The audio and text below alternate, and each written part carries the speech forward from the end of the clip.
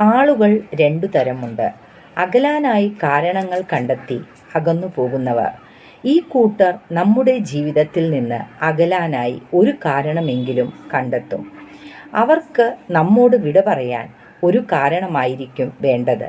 ഇനി രണ്ടാമത്തെ കൂട്ടർ ഒരു കാരണമെങ്കിലും കണ്ടെത്തി കൂടെ നിൽക്കുന്നവർ.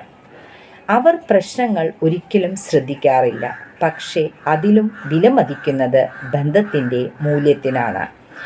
ജീവിതത്തിൽ നമ്മോടൊപ്പം നിലകൊള്ളുന്ന ഈ സ്വതന്ത്രമായ മനസ്സുകൾക്കും വിശ്വസ്തമായ ഹൃദയങ്ങൾക്കുമാണ് വില കൂടുതലുള്ളത്. അവരെ ഒരിക്കലും നമ്മൾ നഷ്ടപ്പെടുത്തരുത്. അവർക്കൊപ്പം നമ്മൾ തീർച്ചയായും വളരും. അവർ ജീവിതത്തിൻ്റെ പ്രകാശമാണ്.